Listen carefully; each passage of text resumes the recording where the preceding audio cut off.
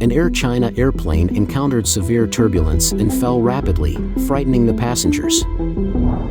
The Taiwanese and Chinese flags appear together, causing a heated discussion. Strokes are becoming more common among China's post-90s population. 126 companies have canceled their IPO on the Shanghai Science and Technology Innovation Board. It's all covered in today's China Truths. An Air China airplane encountered severe turbulence and fell rapidly, frightening the passengers. A recent incident involving Air China flight CA-1626 has come to public attention, as several passengers took to social media to recount their harrowing experience. On the evening of October 25, this flight, en route from Shenyang to Beijing, encountered severe turbulence, causing panic among those on board. One passenger vividly described the ordeal, remarking, "This is the first time I felt so close to death." According to the account provided by a passenger on October 26, shortly after takeoff from Shenyang, approximately 10 minutes into the flight, the plane was jolted by strong turbulence. The situation escalated as the aircraft began to experience violent and erratic up and down movements, dislodging passengers from their seats. In response, the pilot initiated an abrupt descent, tilting the plane at an alarming 60-degree angle. The turbulence continued to intensify, with the plane seemingly on the verge of disintegration as it rattled against a backdrop of turbulent clouds. After enduring these frightening moments, the passenger recounted a subsequent rapid descent, lasting for approximately 3 to 5 minutes. The ordeal left passengers shaken and profoundly affected by their brush with disaster. The incident prompted intense discussion and reflection among travelers, with many acknowledging the severity of the turbulence and expressing relief that the situation was eventually brought under control. Air China, in response to the incident, publicly expressed its regret on October 30 via its official Weibo account. The airline acknowledged that flight CA-1626 had unexpectedly encountered turbulence during the journey and extended sincere apologies to the passengers for the distressing experience. Despite the airline's apology, numerous mainland netizens pointed out that turbulence incidents were not uncommon on Air China flights, recounting past unsettling experiences.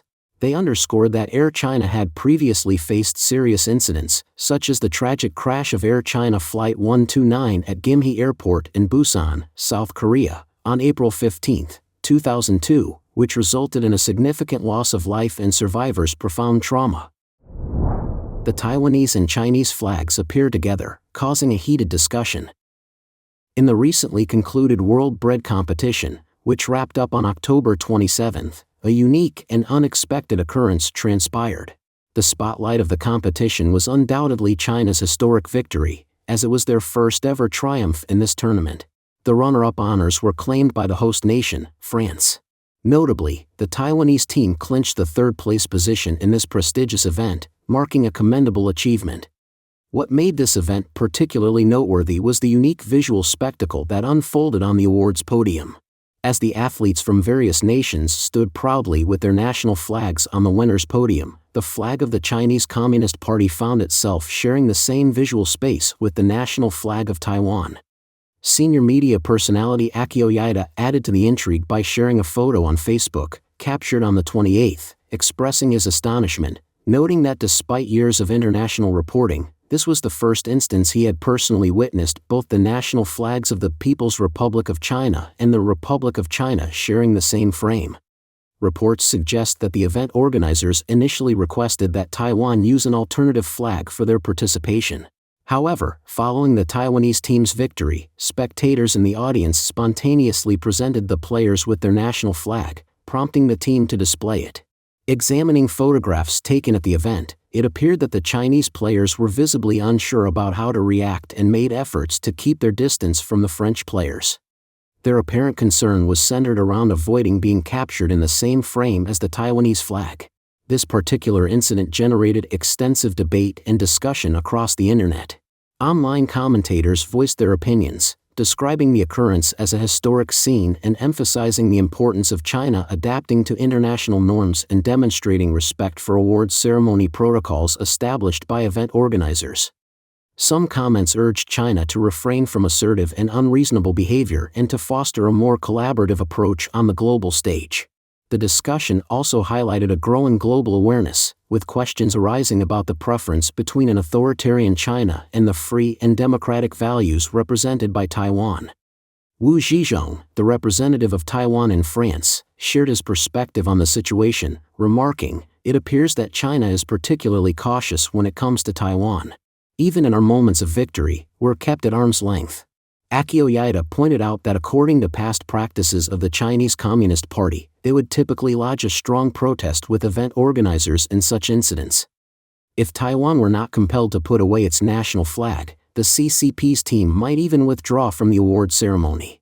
Subsequently, the following day, the Ministry of Foreign Affairs of the CCP would express its strong objections to the organizers and possibly even consider boycotting future editions of the World Bread Competition. However, in this instance, CCP officials deviated from their usual course of action.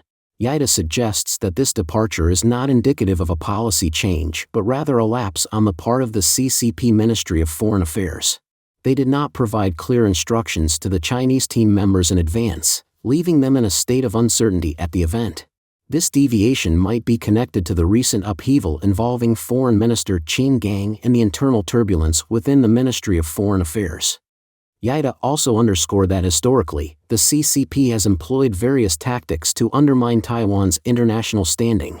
Yet, in recent years, an increasing number of individuals from various countries have consciously or inadvertently supported Taiwan, resulting in heightened global exposure. In light of this, Yaida emphasized that the people of Taiwan should assert their presence on the international stage without reservations. Strokes are becoming more common among China's post-90s population. The health of China's young population has raised concerns due to a surge in cancer cases and a growing number of crippled college students. Shockingly, the first wave of individuals born after 1990, commonly referred to as the post-90s generation, is now facing a heightened risk of strokes. This alarming development has sparked intense debates among online communities, with some mainland netizens openly questioning who should bear responsibility. According to comprehensive reports by China Business News and Daily Economic News, October 29 marks the 18th World Stroke Day, shedding light on the critical issues of stroke prevalence and the associated healthcare burden faced by Chinese residents. Cerebrovascular epidemiological data reveals that the global lifetime risk of stroke for individuals over 25 years of age stands at 24.9%, but in China, this figure reaches nearly 40%. This means that approximately 40% of people in China are at risk of suffering a stroke from the age of 25 onward.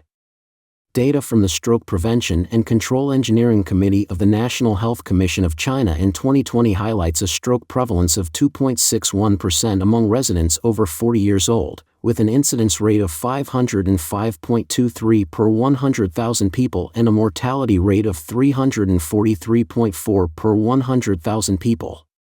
According to these calculations, it was estimated that in 2020, China would have approximately 17.8 million stroke patients aged 40 and above. However, this number has been steadily increasing year by year. Stroke is a prevalent and sudden-onset cerebrovascular condition. It results from the abrupt rupture and bleeding of cerebral blood vessels or the deprivation of brain tissue due to the blockage or severe constriction of cerebral blood vessels, encompassing both hemorrhagic and ischemic stroke types. Stroke is characterized by its sudden onset, rapid progression, and high rates of mortality and disability. It's puzzling when someone who appeared lively suddenly collapses, losing control of their limbs, speech, and even their ability to walk. As reported by China Economic Net on May 31, stroke, also known as cerebral apoplexy, is a relentless number one killer in China, claiming a life due to stroke every 16 seconds. Compared to other nations, China stands out with a pronounced risk of stroke among its population. Contrary to the common perception that strokes primarily afflict older individuals, there's a rising concern as younger people face an increased risk of stroke. Recent years have witnessed a sharp increase in stroke incidence, and the age at which strokes occur is trending younger. Wu Jin, an expert in examinations at the Advanced Stroke Center of the National Health Commission of China's Brain Prevention Committee, points out that the onset of strokes in young adults is closely linked to their lifestyles. He emphasizes that stroke is no longer just an ailment affecting the elderly. Nowadays, it's affecting a younger demographic. Wu encountered the youngest stroke patient at the age of 28, a man weighing over 200 kilograms. A Weibo user remarked, "So, why the spike in strokes among those in their early 30s, like the post-90s generation? Who bears responsibility?" Factors like long work hours, social commitments, extended periods of sitting, sleep deprivation, irregular eating habits, and even struggle to meet basic needs have been pointed out. It begs the question of whether it's a matter of neglecting health or a struggle for mere survival, let alone the pursuit of a fulfilling life.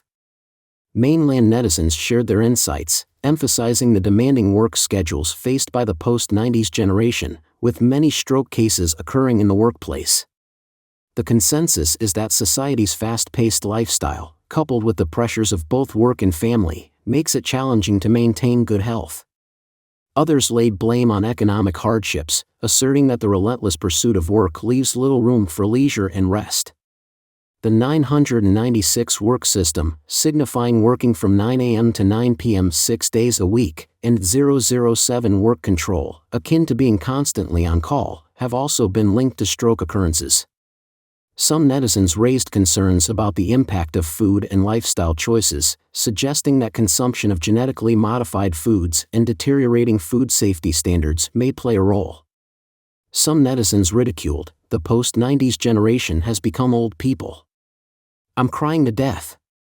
The post-90s generation is also the main force behind hair loss and the high incidence of various diseases, and even their health is not as good as that of the older generation. We, the 80s and 90s, are the abandoned ones. 126 companies have canceled their IPO on the Shanghai Science and Technology Innovation Board. The China Securities Regulatory Commission has recently implemented more stringent criteria for new startup initial public offerings, IPOs.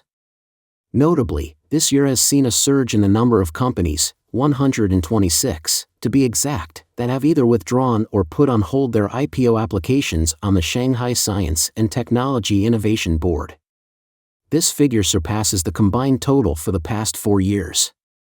According to a report in the Financial Times on October 30th, it has been revealed through conversations with bankers and official documents that the Hong Kong Stock Exchange, operating under the guidance of a regulator overseen by the CPC Securities Regulatory Commission, has raised its listing standards this year. Under the revised regulations, companies now face the challenge of not only demonstrating profitability but also producing comprehensive documentation, often spanning hundreds of pages, to showcase how their technology competes with industry leaders and to prove the sustainability of their business model. This shift signifies a significant departure from the previous stance of the Chinese Communist Party, which had been encouraging innovation through more accommodating regulations. It appears that the original intention of establishing the Science and Technology Innovation Board was to foster the growth of innovations, but the current landscape appears to have veered from its initial purpose. Analysts voiced concerns that these changes might inadvertently stifle innovation by limiting the funding opportunities available to promising startups. According to information from the Shanghai Stock Exchange, the Science and Technology Innovation Board was established in 2019. Back then, it was specified that new startups applying for an IPO on the Science and Technology Innovation Board were not required to show a profit. Their primary criteria were to possess assets totaling at least 4 billion yuan and demonstrate the quality of their products. Those showing significant market potential and technical prowess were eligible for listing. However, public records indicate a stark shift in this approach. This year, only one company with no profit and less than 10 million yuan in revenue managed to secure a spot on the Science and Technology Innovation Board, down from 8 in 2022. Chen Jiwu, a finance professor at the University of Hong Kong, aptly summed up the situation, stating, "Letting regulators decide which high-tech companies should be listed is akin to asking an 8-year-old to choose the best moon landing technology. It's destined to fall short of success." The report underscores that the overall downturn in market sentiment constitutes one of the reasons behind the CCP authorities' move to tighten control over new startup listings. With the Science and Technology Innovation Board 50 index experiencing a decline of over 25% from its peak in April, the China Securities Regulatory Commission, in August, unveiled a plan to temporarily intensify scrutiny on IPO approvals. However, by adopting this approach, the potential for high-value projects to secure funding diminishes. Thomas Wang, a private equity fund manager in Shanghai responsible for Science and Technology Innovation Board listings, pointed out, previously, companies with a score of 65 out of 100 could go public on the board, but now the maximum is 85 points. This shift indicates that the market is no longer conducive to startups operating at a loss, even though the board was originally designed with them in mind, according to James Lee, an investment banker in Shenzhen with experience in Science and Technology Innovation Board IPOs. An employee at Quanzhen Biotechnology, a Beijing-based biological reagent manufacturer, expressed their dissatisfaction with the regulatory climate. The company opted to withdraw its plan to list on the Science and Technology Innovation Board this month after facing more than 100 regulatory inquiries. The consequence of the increased scrutiny is a notable deceleration in the pace of IPOs on the Science and Technology Innovation Board, which traditionally contributed to over one-third of China's annual listings. Don't forget to leave a comment in the section below to share your opinions on today's topic with us. Make sure to like and subscribe to see more interesting topics from China Truths.